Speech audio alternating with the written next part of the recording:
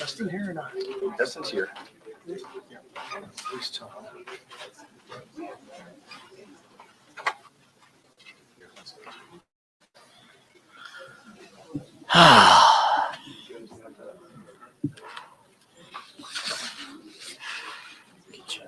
Press release, so you have the names on Hmm? it. I'm just going to get a copy of the press Yeah, release, I so you have agree. the names. Yeah, thank you.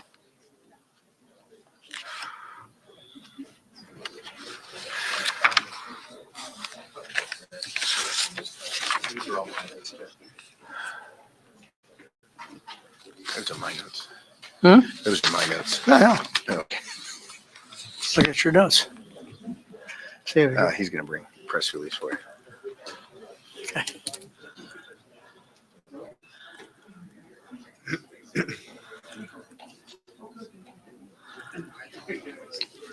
Hey, Justin. It's good to see you. Hey, I see you. You want to go ahead? Yes. Yes, let's do that. Bring the boys up. Yep. So we're going to go through. We're going to just recognize what's going to happen. Then I'm going to recognize the fact that Julie, She got to hers first. she'll do hers first, and then have her sit down. And then I'll hand it over to Justin. Dustin. All right. Okay. Just gonna introduce these guys that come through. So, this is Jackson Quaven. Yep. Just shook his hand a minute ago. Grant Griesel. Yeah, shook his hand a minute ago. Mr. Nicklaus. See, okay. John H. Jackson. Jackson also. Met you earlier today. Yes, sir. Okay. Yeah, you got it. Okay.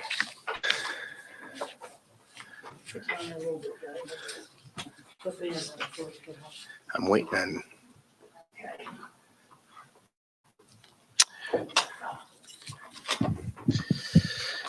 Well, good afternoon, everybody.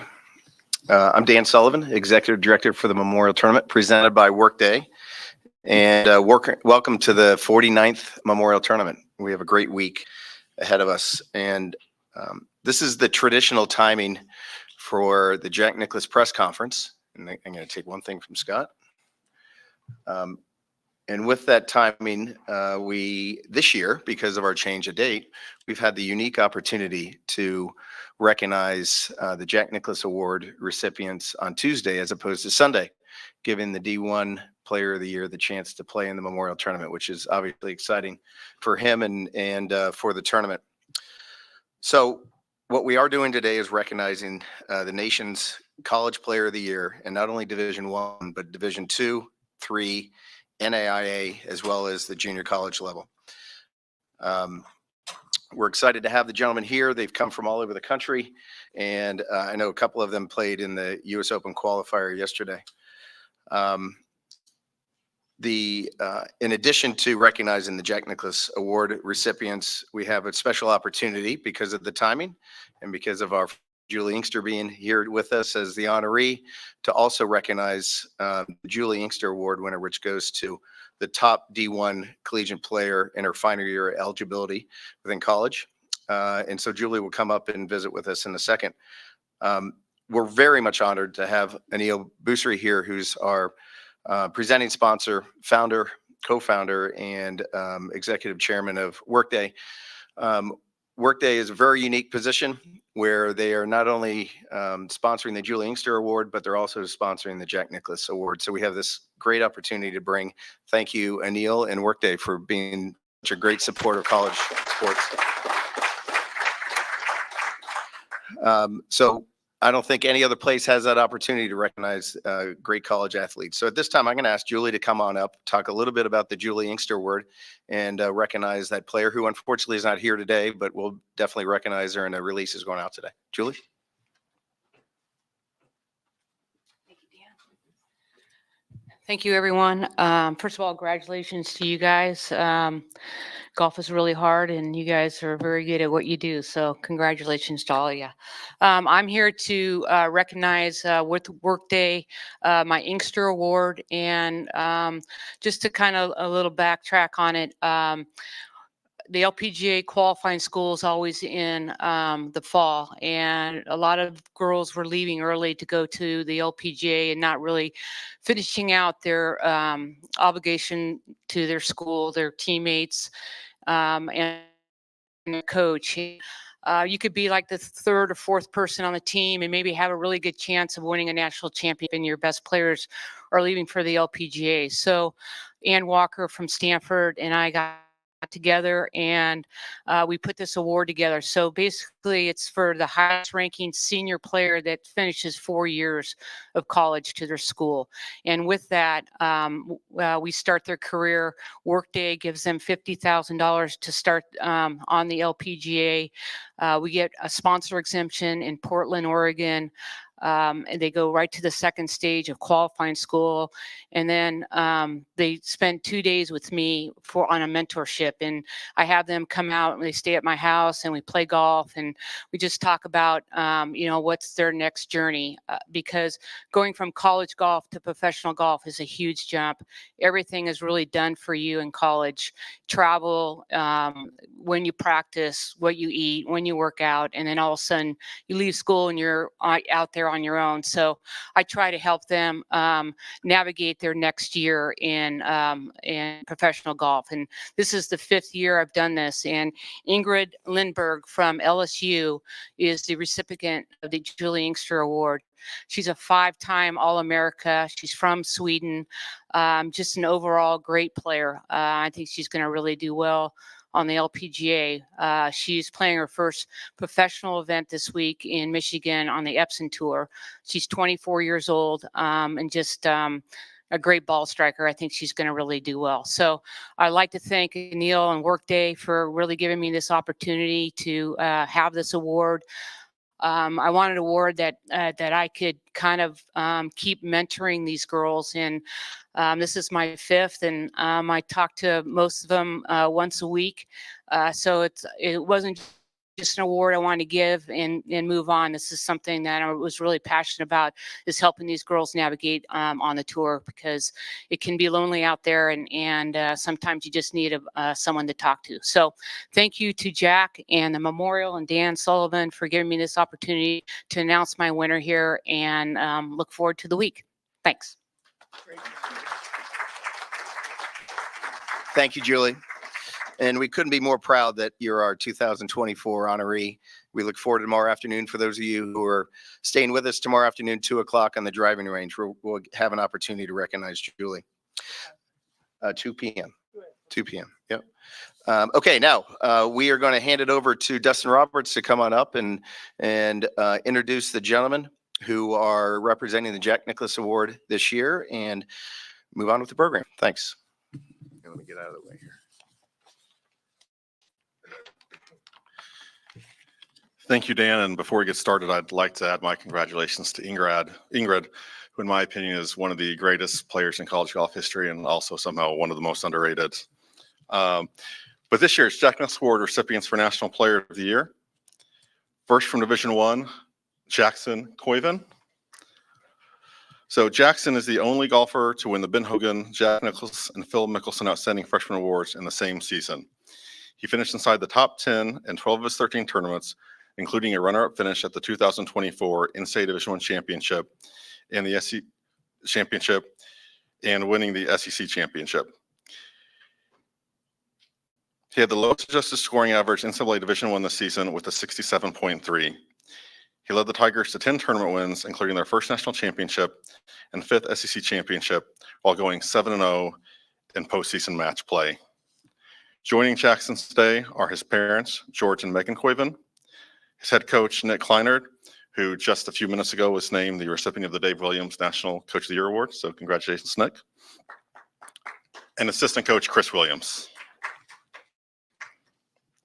Our Division II recipient is Leandro Miahic from Oklahoma Christian. The sophomore from Belleville, Argentina, won the Lone Star Conference Championship, finished second at the South Central West Regional, won both of his matches in the 2024 NCAA Division II Championship. With 9 top 10 finishes and 7 top 5s, Miahic earned the Lone Star Conference Newcomer of the Year, First Team All-Conference, and Ping First Team All-America honors, while leading the Eagles to their 3rd straight NCAA Championship appearance. Leandro is joined today by his coach, David Lynn. From Division III, Jackson Klutznick from Emory. Klutznick is a 3-time Ping First Team All-America selection. A senior from Denver, Colorado, he recorded 9 top 15 finishes, and his 70 adjusted stroke average was the lowest in NCAA Division III. He broke multiple Emory records with his 11-stroke victory at the Gate City Invitational, including 8 birdies and a hole-in-one during his final round, 61. He will become just the 3rd NCAA Division III player to compete in the Arnold Palmer Cup this summer at LaHinge Golf Club. Joining Jackson here today is his father, John Klutznick, and assistant coach, Keenan Hickton. From the NAIA, Isaac Wallen. Isaac is from Kaiser and is the first Seahawk to win Sun Conference Golf of the Year awards multiple times. He recorded the lowest adjusted scoring average in NAIA with 69.9 and finished inside the top 10 nine times this season. A senior from Sweden, he won 4 of his 10 tournaments. He shot a school record 54-hole total of 199 to win the St. Leo Invitational. He is a 3-time Ping First Team All-America selection. And from the NJCA, Grant Griesel from Kirkwood.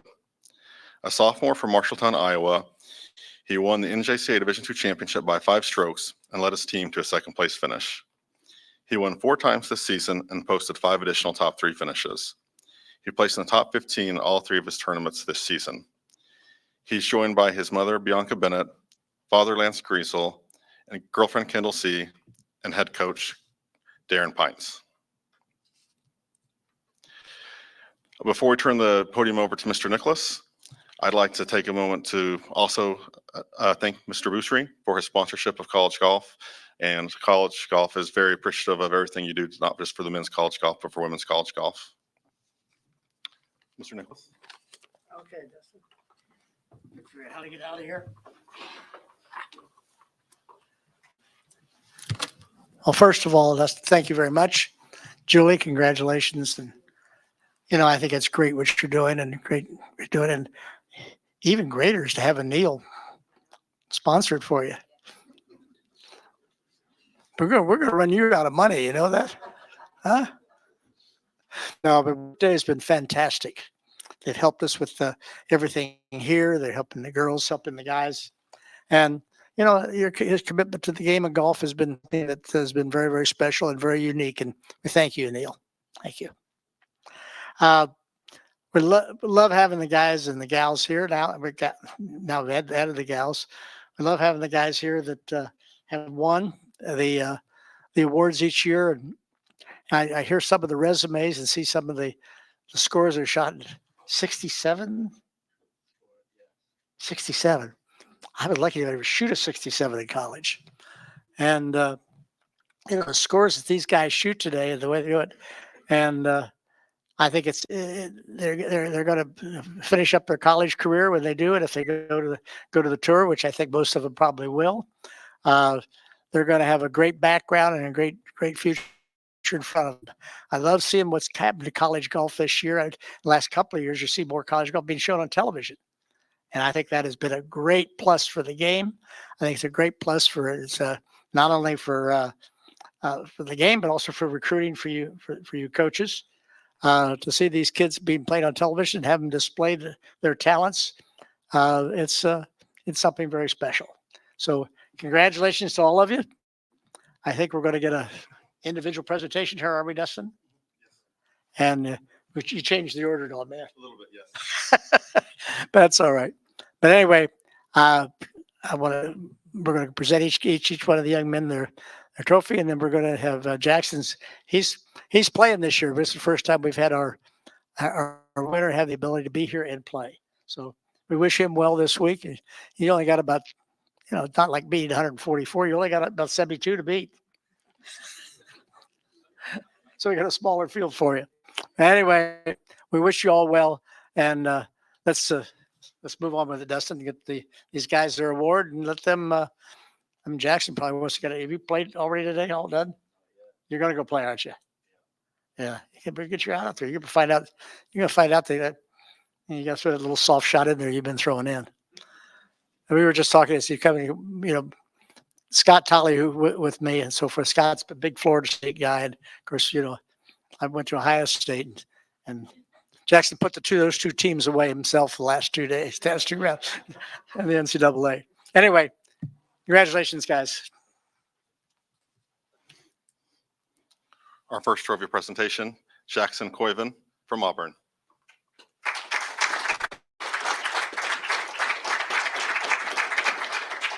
Okay, Jackson. Where do we got? Oh, here we are. Here you go.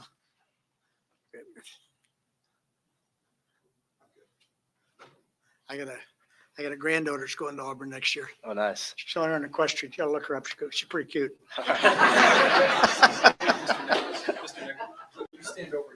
Sure, you can do whatever you want. Let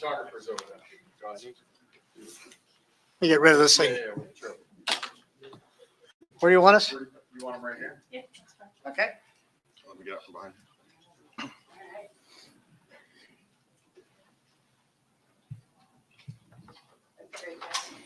My grandson graduated from Auburn last year. Really? And his granddaughter going. It's a great play. Next, Leandro Mihich.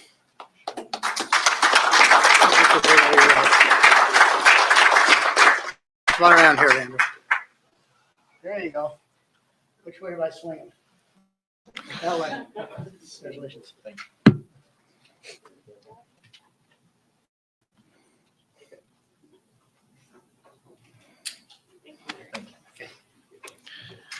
Jackson Klutznick.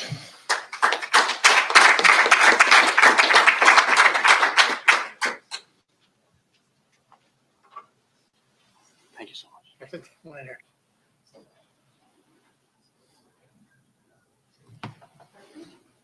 Got it? Yeah. Congratulations. Isaac Wallen. Go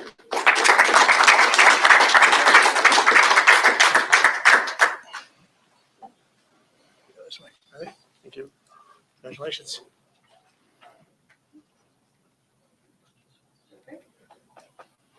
Grant Griesel.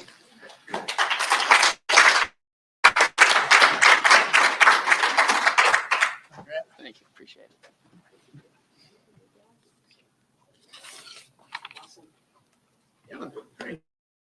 Thank you. Congratulations, guys. Yeah. Anything else you want me to do? You want me to turn over to the Q&A? Yeah, you go ahead. All right, so we're going to start our Q&A with giving each of the recipients a chance to ask Mr. Nicklaus a question. Oh, you want me to stay up here then? So, yeah. Sure, that's fine. Go ahead.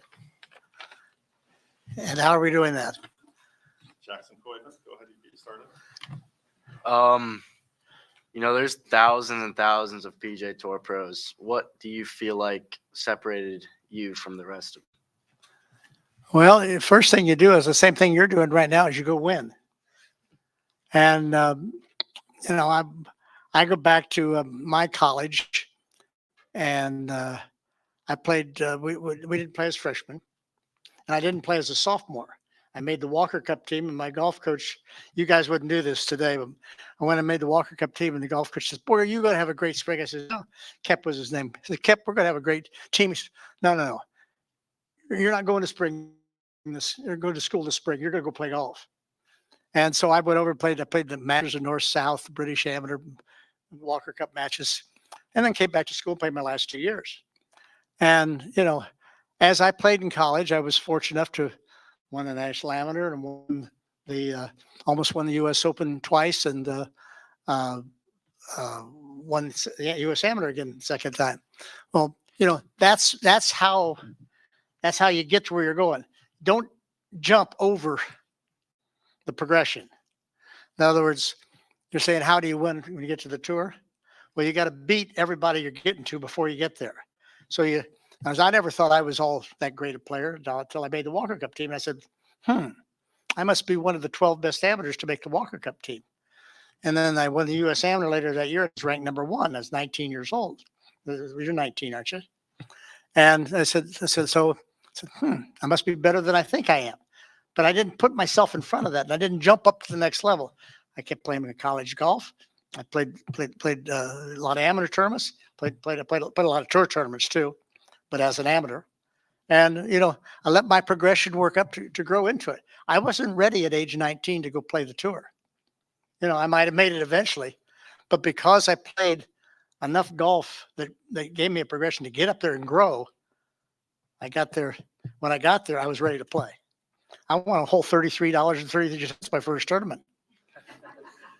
I tied for 50th in LA. That was my first tournament. Then I can remember I won $540 my second, 440 in my third, 256 in my fourth, 250 in my fifth, and then I would finish second in Phoenix and won $2,300 or $2,333, I think it was, for second place finish. Anyway, but that's, that was the question you asked me. Yeah, I mean, don't get ahead of yourself. You've had a great season, and you may be ready. You may want to play another 3 years of college. I don't know what you want to do, but a little seasoning won't hurt you. Thank you. I mean, neither would a college education, incidentally. Okay. Yeah. Would there be anything you'd change in your pro career if you could go back and do it again? I don't have any shots that I would go back. People have asked me that question. Is there anything that change? What I did progression wise and so forth. I was quite happy with what happened to me with that. But I don't have any shots but I have 2 shots that somebody else played. One Trevino and one Watson. They both chipped in and holes that kept me from winning majors. On the 17th hole, both of them. But anyway, when Trevino chipped in at Birkdale and Muirfield in 72, I would have held all 4 major championships at the same time. But he chipped in on 17, and then I ended up losing by 1. And then Watson chipped in at Pebble Beach. That was 82. Chipped in at Pebble Beach, where they were congratulating me on the 18th green for winning my 5th U.S. Open. And all of a sudden, this big roar went up at 17, and Watson is running across the green after chipping it in. So, don't get too ahead of yourself again. But I was actually, I always felt like every shot I played, I took responsibility for. It wasn't anybody else's fault. It was my fault if I played a bad shot or whatever it did. And also, it was my fault when I played a good one. So, did I play bad shots? Sure, I played a lot of bad shots. Everybody plays a lot of bad shots. But, you just sort of dust those right under the table and go play it and play your next ball. You got to go chase it after. Anyway, it's your ball, right? And so I don't have any regrets of anything that happened. I was very fortunate that way. So now I'm done in college, so I'm gonna turn pro in start of next year. Maybe these guys have some few years left in college, but what's your best advice for me to start my pro career? Start your pro career. Yeah. Well, I don't know how they start pro careers today, but I know that they, you'll have to probably qualify someplace, and the PGA Tour is a pretty darn good place to start. They do a pretty good job. The one thing here in the United States, when we were from Sweden, here in the United States, which I really we were very blessed that the PGA Tour has supported junior golf, amateur golf, college golf, all the way through to where we feel like we have a little bit of indebtedness to the tour for that. And so when you're starting back out, and wherever you start, there's many layers that have been supported before you get there. So when you get out to qualify to make it, then you work your way up through it. And the progression they work up through today, I think is pretty darn good. I mean, you'll qualify for wherever you qualified. If you qualify for the Corn Ferry Tour, or that's probably where you go first. But they give a good, easy progression of if you play well, you get rewarded and you move on. I mean, if you look at these guys that are here this week, a lot of those guys wasn't very long ago they were playing that Corn Ferry Tour. So just be patient. I have a lot of guys. I just go back with a story with Roy McIlroy. You guys will enjoy this story. And Roy was 19 years old. He came to me, and I was down at the Bears Club. He was playing in the Honda tournament down there, and he said, I says, I can't finish. I was 19 years old. He said, I can't finish. He said, I haven't won in a year. He won in Dubai, and he hadn't won in a year. And he said, I can't seem to get finish. I said, Rory, I said, you're 19. I said, be patient. Be patient. I says, it'll happen. I said, remember when I was on tour, one of the officials told me, he says, Jack, he says, be patient. He said, if you don't, one of these days you won't shoot 37 the last 9 holes, just shoot 33 and you'll win the tournament. And he says, but that'll happen. So anyway, about 3 weeks later, Roy went on to play in Charlotte and shot 63 the last round, won by about 8 or 9 shots. And so I dropped him a note and I said, I told you to be patient, but this is ridiculous. And anyway, I got a kick out of that because that's what you do. You've got to be patient. And you qualify a certain place. There's some guys that haven't qualified as high as they'd like to qualify, but if you're a good player, you work at it, you work your way up. What week was the most important for you in your entire career? The what? What week was the most important for you in your entire career? Probably winning the U.S. Amateur when I was 19 years old. I came to the last hole. I had a 36-hole match. I was playing the defending champion, Charlie Coe. We were playing at the Broadmoor out in Colorado. And we were all tied at the end of 35 holes. And 36 hole, we both played 3-wood off the tee. He hit it on the back fringe, and I hit it in about 8 feet short of the hole. And he chipped it, the ball just rolled down, just stopped on the edge of the hole. I was quick to give him that putt, believe me. And I made the 8-footer. So I then all of a sudden now I realize that in a big situation, and when it was important, I could make that putt because I did it. So that carried me into the next event. So when I got to the next time I had an opportunity like that, I knew, said, well, you've done it before. You know how to do it. Go do it. So in other words, it's again, it's the progression. It's being patient. It's again being doing the things that you need to do to get you that next level. Just keep working. And you look back at some of the things that you did maybe 2 or 3 years ago, maybe the most important thing you've done in your life. Okay. Yeah. Thank you. Mr. Nicklaus, you obviously had an incredible career of playing. I'm curious what your proudest or maybe favorite moment would be being on the outside, maybe someone else playing, what you would consider to be one of your personal favorite moments. Well, my most personal famous moment is when I met her, the young lady sitting right there. Met her my first week in college. That set the tone of my career. I'm married. Not everybody gets the right partner, and I had somebody who loved me, cared for me, supported me, and that was really important. That was a big thing to me, and I don't know that anything that was any more important than that to me. And then, of course, obviously, we have 5 children. I have 24 grandchildren and 7 great-grandchildren. So we got a few mouths to feed at home. But that's all because of her.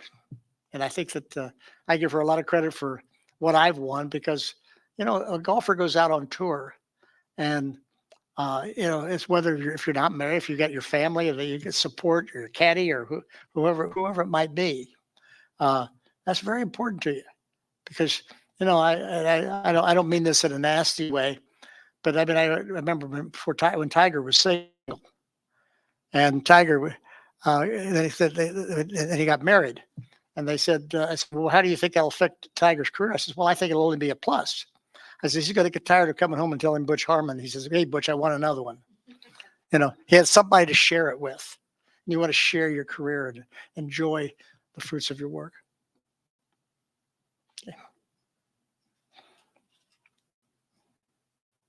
Okay. You got any other questions you guys have? Got what you need? Somebody's got a guy that wants to get out and play golf too. I could see that on his face. No, I know you are. Anyway, thank you all very much.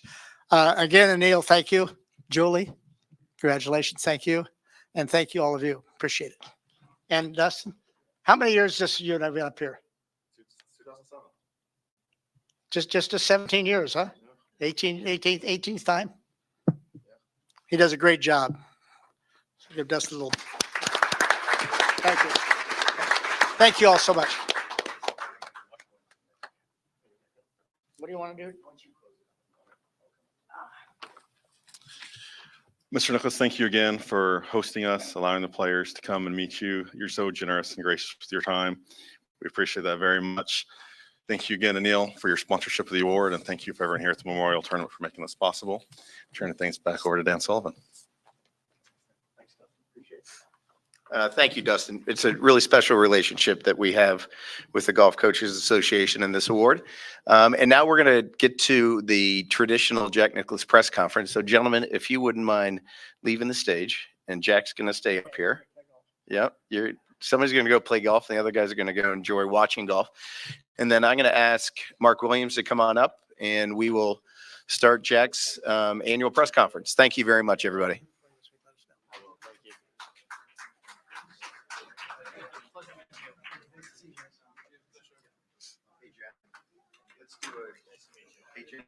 Why don't we do a quick group picture? Where do you want us? What do you want to get? Let's do a group picture. Sure. Right over here. Yeah. Let's move your chairs out. Or you want to do it in front of Trophy? I think that's right. Yeah. Let's do it over here.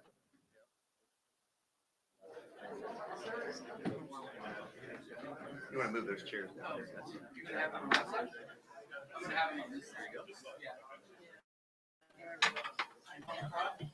Tracy, do you want to go up front or you work this out? Keep that chair. I'll keep that chair. You can keep kind of tense right out on the floor.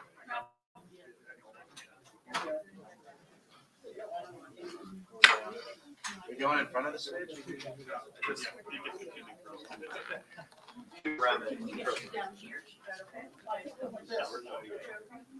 I'll do whichever, yeah. This is their trophy.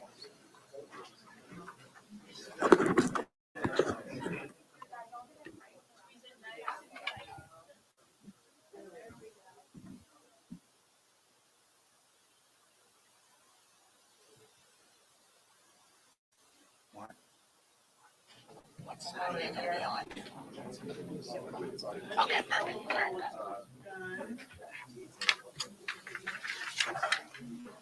Okay, one more right here, guys. Very. There we go.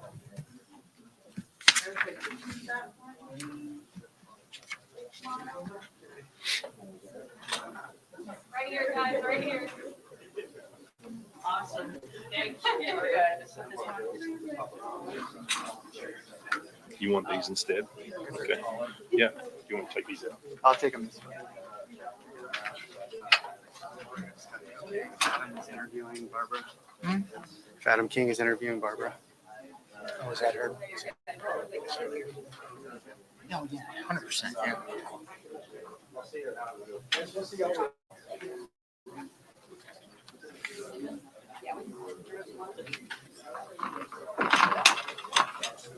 Okay, Mark. All right, Mr. Nicklaus, we'll have you on this side, please. Where you want me?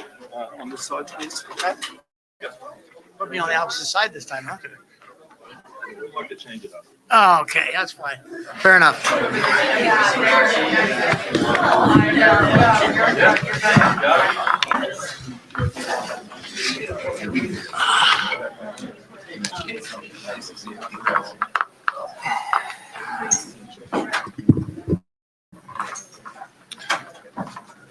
All right, let's get started with this portion of the interview. Mr. Nicklaus, thanks again for joining us, tournament host, Yeah. founder of the tournament. Great to see you again. It's always a fun Thanks. session. Congratulations on the award winners. Amazing time for you guys. And Anil, thanks for your sponsorship once again. I guess a lot of the talk so far has been the changes to the 16th hole. So maybe we could just have you Okay. in on that to start with a little bit. And Well, we made two changes on the golf course. We added a little bit of yardage on the front of 17 tee. We added 5 yards to a 503-yard hole. I mean, I don't think forward. So if we had the wind in your face, you only got to play at 495, 498. Not big change. The 16th hole, I think you may have probably heard me say this, but I went back and looked at Shot Lake after the tournament. And I had really kept thinking, I said, these guys are only playing an 8 or 9 iron to this green. Come on, guys. They got to be able to keep the ball on the green.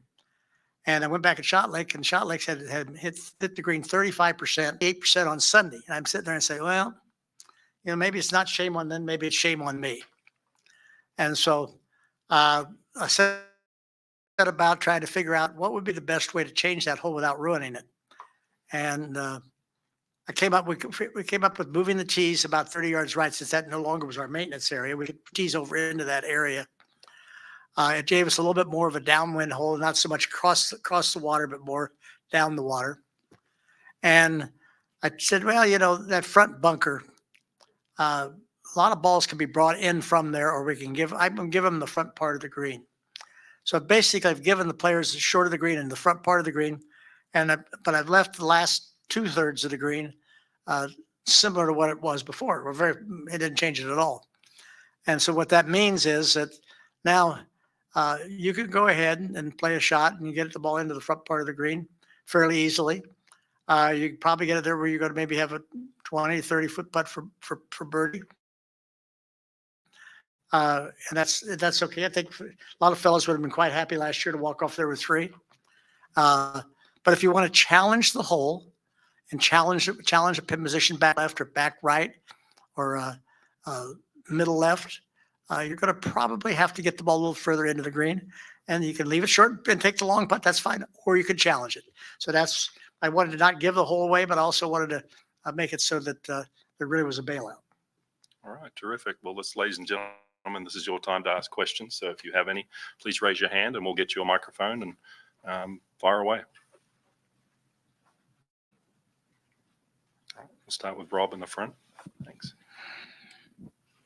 Jack, where does winning here in 1977 rank in your list of some of your favorite things? What it meant to you, what it means to you? Well, 77 was a year that was the second year of the tournament.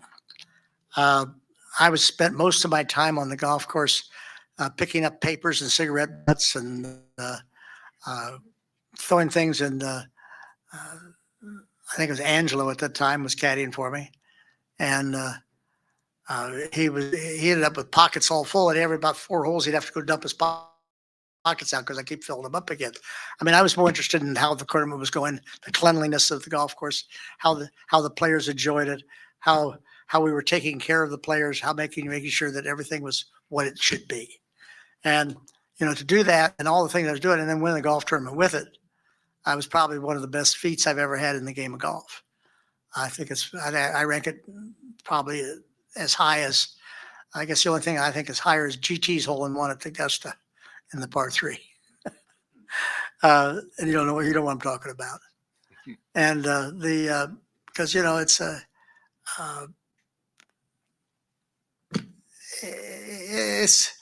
it's tough to play and be part of running something. And, I don't run it anymore. I mean, Dan Sullivan, his crew, and everybody, and Jackie's now chairman of the tournament.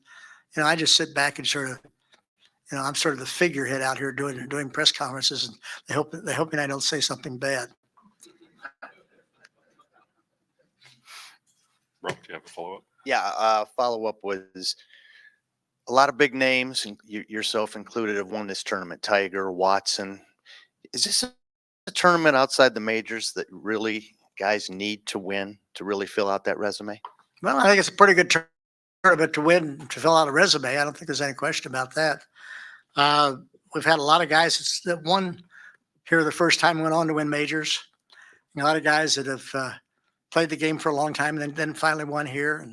And guys like Watson, who won late in his career here, as well as winning early in his career. Tiger went all through his career. Tiger won 5 times here. I mean, a tournament's resume is not too bad if they have Tiger winning it 5 times. I think that probably answers your question right there. Okay, we're going to have 2 or 3 questions from this corner over here.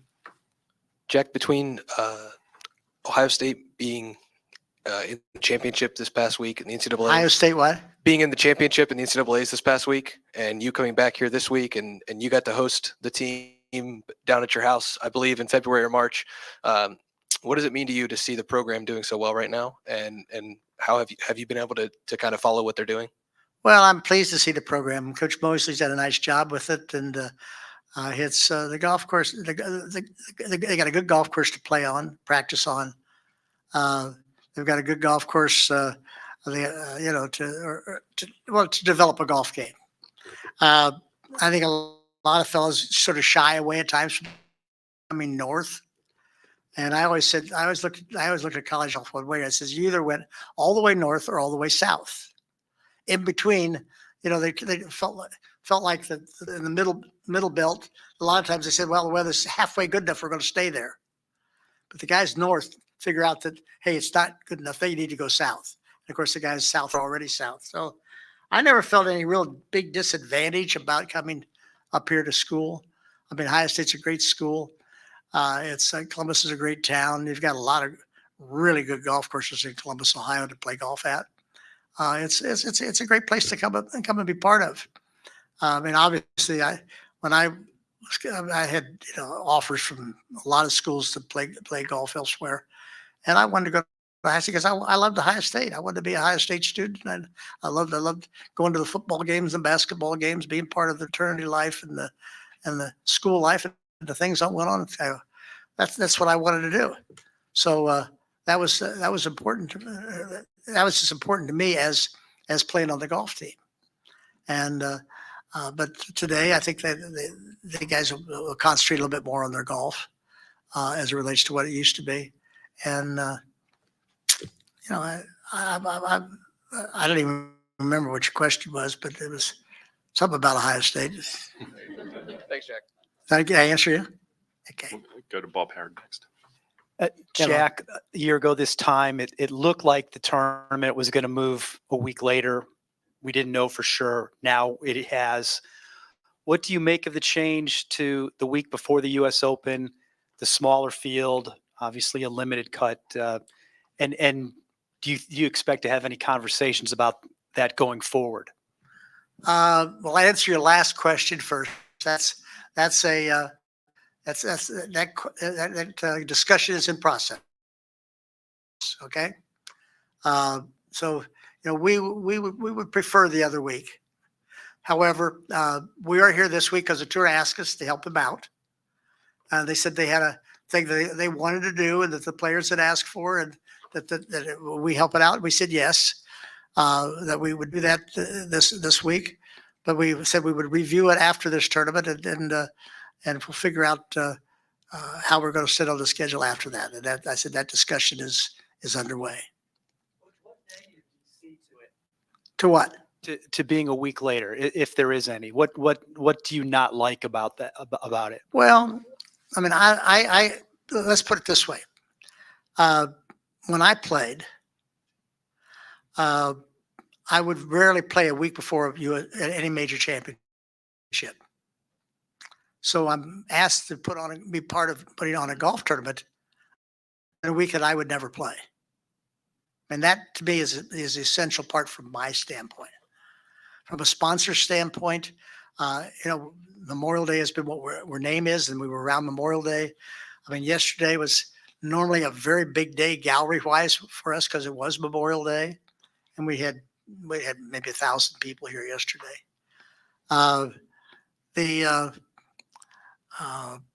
You know, from the sponsor standpoint, I think that they get into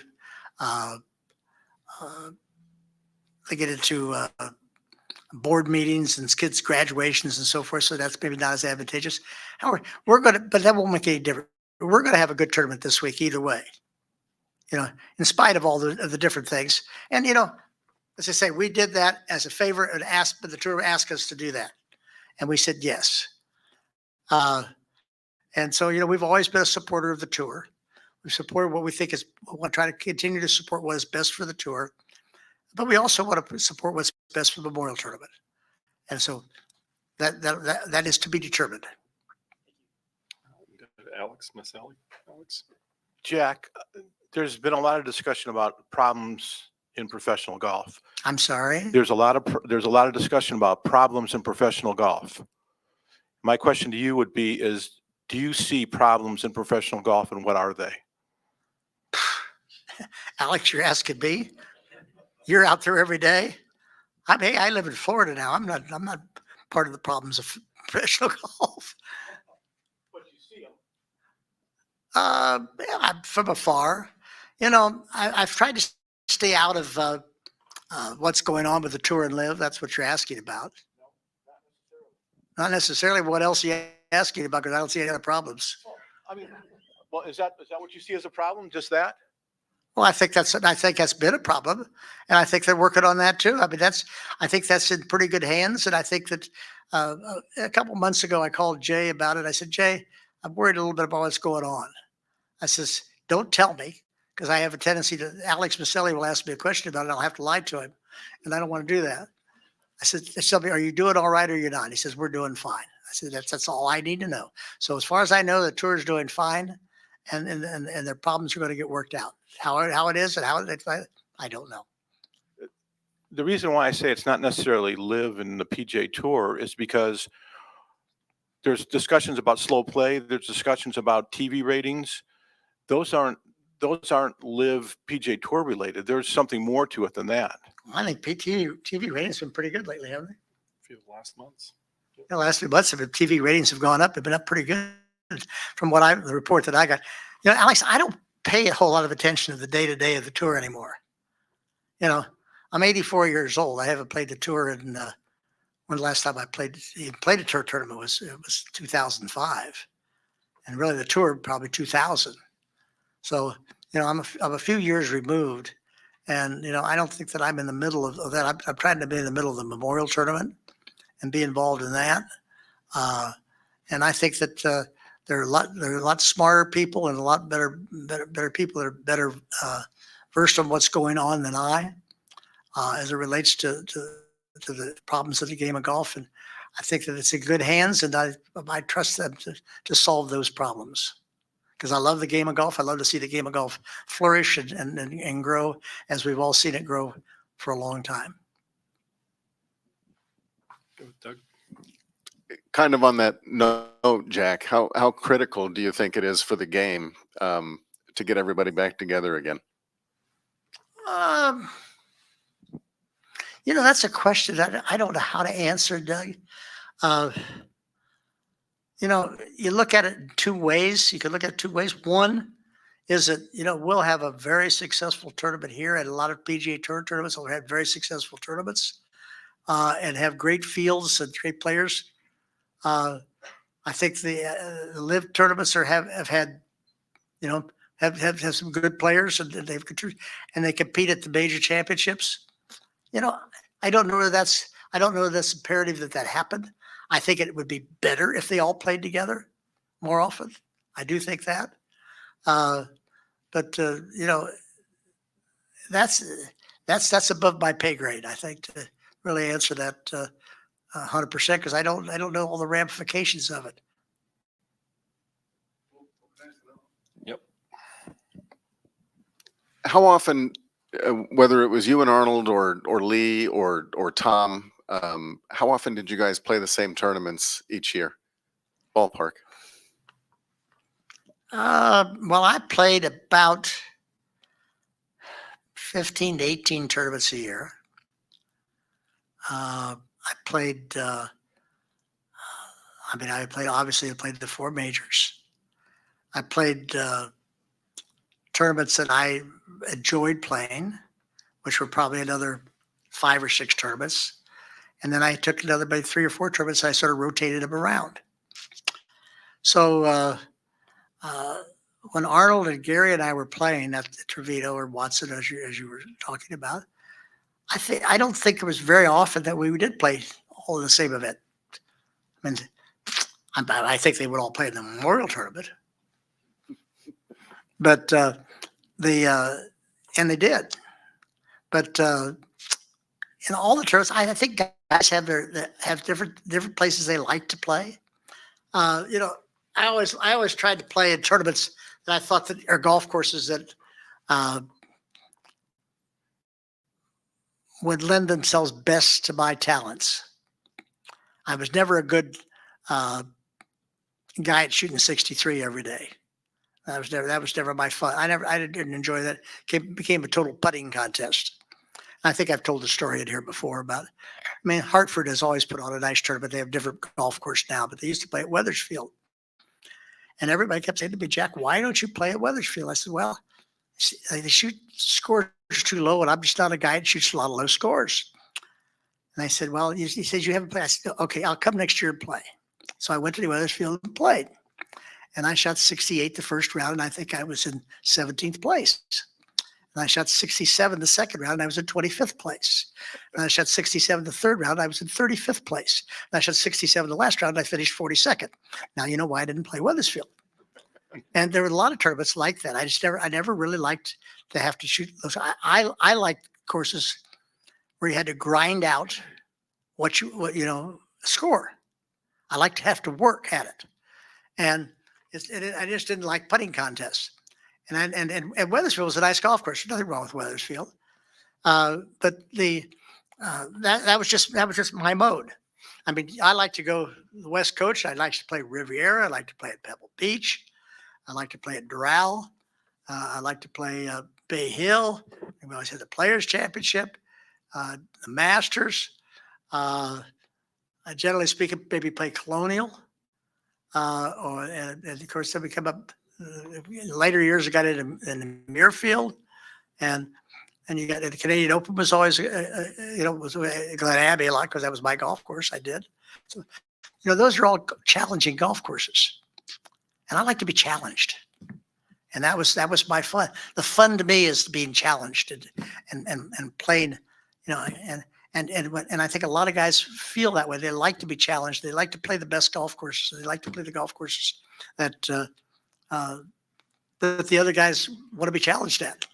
What did you think last year, if you watched, when a couple guys shot 62 at the U.S. Open, 10 minutes apart in the first round? Do you remember that at all? I don't even remember who shot it. But Xander and, was it Ricky? Ricky. At L Country Club? Yeah. I probably didn't watch it. But good thing. Huh? Probably a good thing. Well, no, I mean, I played LA Country Club. I have not seen what they redid it. I played it in 1954, the USGA Juniors. I was 14 years old. And my memory of LA Country Club was Byron Nelson giving a clinic. And they had just replaced the irrigation system. And the caddy that was shagging the balls for Byron would start walking backwards, and he never took a step off the irrigation system all the way back. That's what I remember about LA Country Club. I mean, I got beaten second round. I think Hugh Royer Jr. beat me in there. And but I don't remember much about the golf. I know it's changed dramatically, but guys are gotten pretty good. And I used to like the course setups, what the USGA did, where you had 25-yard fairways or whatever you had, and you had 3 or 4 inches of rough, and then you had high rough. By gosh, there was no mistake. You either hit it in the fairway or hit it, or you struggled. I like that. I like greens just like this, where you got to send the ball up in the air and bring it down, like, as they say, butterfly with sore feet. You got to be able to play that way. That's what I enjoyed. But you know why I enjoyed it? Because I could do it. Well, that's right. And when you could do something that somebody else couldn't do, then you enjoy competing on that type of a situation. That's competition. That's what it's all about anyway. All right, we'll come back down the front to Rob. Yeah, Rob. Jack, along those same lines, you designed and built this course to be a challenge, to challenge these guys fairly.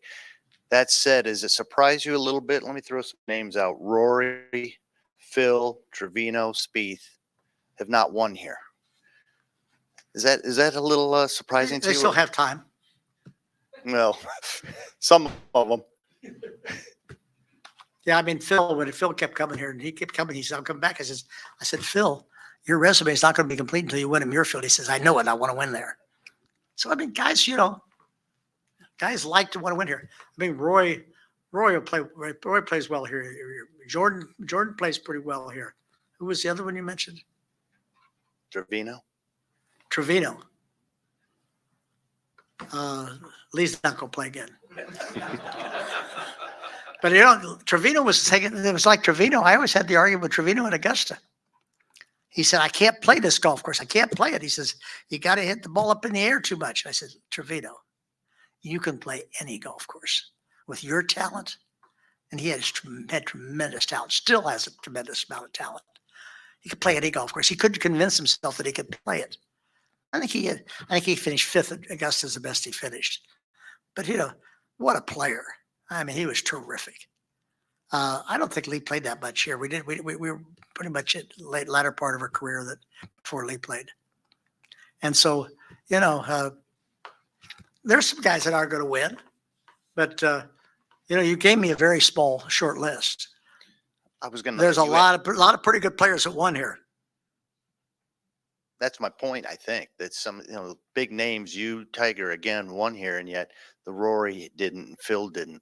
Is there an explanation for that, or is that just golf? Oh, they'll win. It's just golf. I mean, Rory hadn't won at Augusta either. Do I think he will? Absolutely, I think he will. It's too good not to. Do I think he'll win here? Yeah, should. Certainly good enough. Didn't always happen. I thought I was good enough to win in Canada, and I finished second 7 times and never won. Barbara kept sending me back. She says, I'm going to send you back till you do it right. Never could do it right. All right, we'll go up the back to Bob again. Jack, as I'm sure you know, last summer, Tiger joined the PGA Tour Policy Board.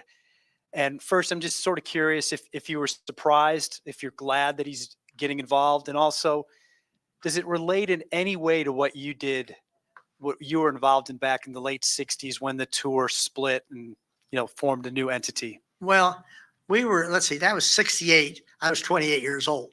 Arnold was 38. And Arnold and I, with Gardner Dickinson, who was chairman of the board, were the 3 that really broke away from the PGA of America. We didn't have anything against the PGA of America, except that we wanted to run our own business. And Tiger coming onto the board, Tiger's had a lot of experience. He's been around long enough. He's not going to play a whole lot more. He can still contribute. I think it's great that he wants to contribute and be part of it. I think it's great that the guys want him to contribute.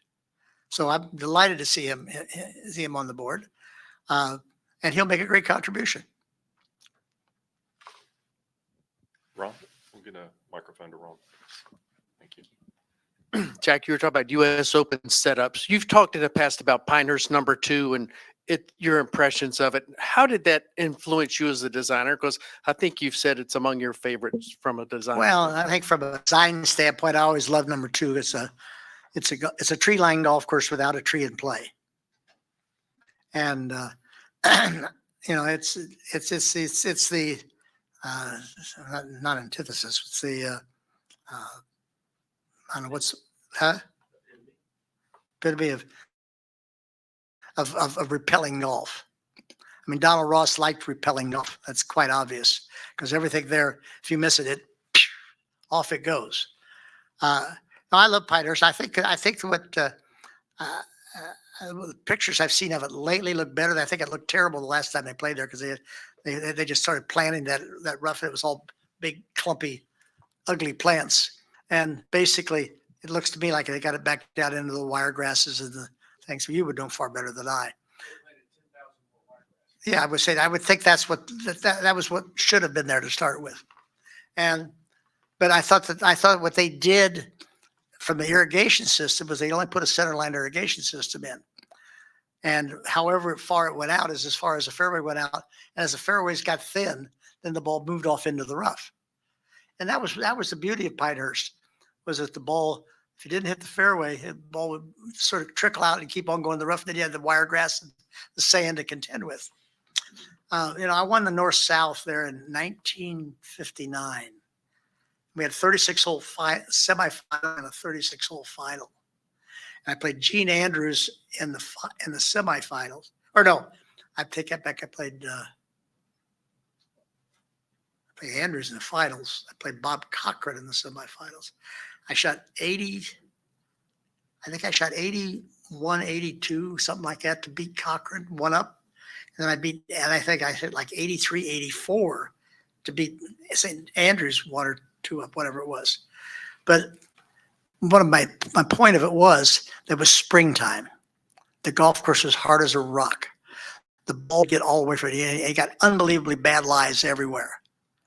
And, it was just you couldn't recover from any place. But that was Pinehurst. That's what it was. And by some of the things they've done, they tried to restore getting the ball out into the rough, getting the ball out into the wiregrasses, this kind of stuff. They didn't change the greens. Of course, we had old Poa trivialis probably back then on top of. I don't even bother. They even had big or Bermuda underneath it. If they did, it was probably common.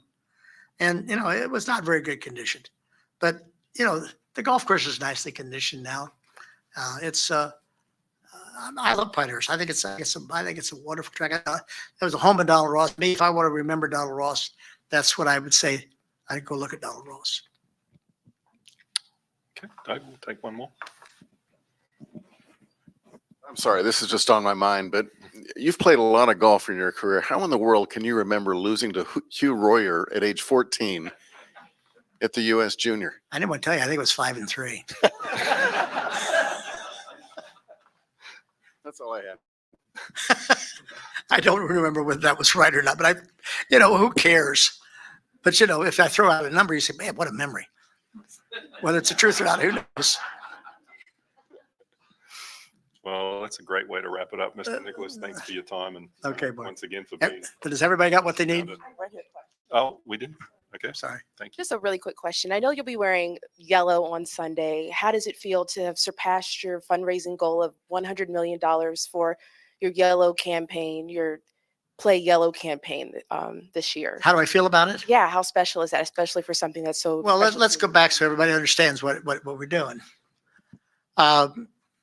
Play Yellow was started by a young man that who was a son of our minister, Barbara's minister, when she grew up, and he contracted Ewing's sarcoma when he was about 9 or 10 years old, and his mother asked Barbara if I would call him. So I called him, talked to him, developed a relationship. And I talked to him quite frequently.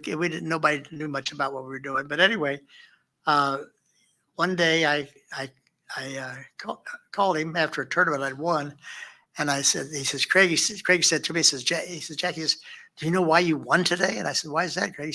He says, I wore my lucky yellow shirt. So that's where it started. So I won that tournament. We didn't really say much about it. He passed away at the age 13, 1971. And 1986, the Masters, and I wore yellow quite often then on Sunday for him. And I was rummaging through my suitcase in 1986. I found this yellow shirt. And I said, what do you think, Barbara? She says, Craig would love it. Go for it. So I wore a yellow shirt on Sunday in 86. And of course, I won. Then I ended up having to tell the story. Then the story came out. And then to progress on further, we started doing some yellow Play Yellow things, which were ribbons and things we had at several of the tournaments. And then Children's Miracle Network came to Barbara and me and said that we'd like to raise $100 million over the next 5 years through the game of golf. I says, how can we do that? I said, well, the best place to do that is to start with the PGA Tour. So we sat down with Jay and Jay and his people, and we said, look, this is what they want to do. There's 180 Children's Miracle Network hospitals. The money would be raised in each community that it was raised in. So there's tournaments, Children's Miracle Network hospitals, and the money would stay in that community, as it does here in Columbus, Ohio, or as it did in Miami at Nicklaus Children's Hospital. We're both Children's Miracle Network hospital nationwide here. And so we started on this program, and we passed, after about 3.5 years, we passed about 130 million. And so I don't know what level we're at now. We're 130 million plus. I think we're probably by now to the 4th year of our campaign, are we not? Am I correct? We are in the 4th year of the campaign. So we've done very well. We'll not stop here. We'll continue to raise money. And, this one little boy's legacy, that yellow shirt lives on. Terrific answer. I think we have another question lined up on the other side of the room. Hey, Jack. My name is Remington. I'm actually not a golfer, and I don't really know much about the game, but I do know your name and maybe a few others. But I just, after all these years that you've been playing the game, what would you say is your favorite part of the game of golf? My favorite part of the game? Yeah. The game of golf isn't a part. There are many parts of the game, and from playing the game, people often ask me what's my favorite shot that I play. I said it's the one I'm playing right now. That's always been. If you don't have, if that's not your favorite shot when you're playing it, then you better work on it till it becomes your favorite shot. And I mean, I love what the game of golf does for people. I mean, these young men here growing up in the game of golf, they're going to come out and represent their area. They've grown up around adults. They've learned how to handle how they've learned how to handle adults. And they've learned how to grow up and learn. They've learned the courtesies of the game. There's a lot of things within the game of golf that are so good. First tee has been fantastic. First tee is taught the lessons of life to so many kids. I think it's unbelievable what they've done. We see, the golf courses that are being done, the communities that are having tournaments, no different than the Memorial Tournament or Valhalla. When I went to Valhalla the first time, Dwight Game, the gentleman who did the golf course, said, "Jack, someday I want to have the PGA Championship here. That's my goal." At least had what, 5 of them? So he's done pretty well. Heard you say earlier you like the challenge of it. Well, it's all, that's all part of it. Yeah. I mean, there's a challenge to everything you do in life. And if you don't like challenges, go someplace else, because golf's got a bunch of them. And that's good. I mean, all from what they're trying to get me to help explain about what's going on in the game. A lot of them I don't understand, and I don't think that I should be involved to be part of those changes. I'm well past that. Memorial Tournament, the golf course here, people that we're dealing with, things that we're doing, I'm well versed on that. But I don't think that I'm in a position to be versed on the other part. I don't think I'm not in the middle of it anymore.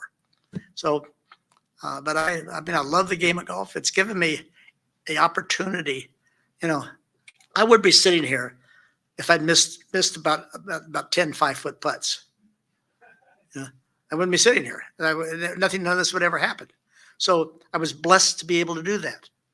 And I was blessed to be able to take what I did and what I learned and put it to better use. All right, we'll just take one more question from MK in the back. Hey, Jack. Last year, your award winner was Ludwig Oberg. Yep. He's had quite a year, and I was wondering what you thought about his last 12 months. When I think about it, pretty good. I love watching him play on television. I haven't seen him play in person.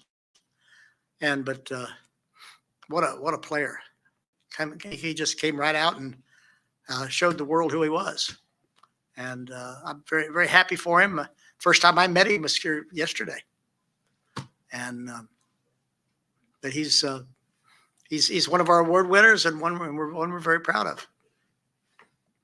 Jack, did he ask you any questions like these young men did here that were really excellent questions? Did he ask me any? Yeah. No, he did not yet. I hope he does someday. Maybe I can help him. But all right. Well, okay. We appreciate your time. Thank you again. Thank you all very much. For hosting. I hope you all have a good week. Thank you. Thanks, Mr. Nicklaus.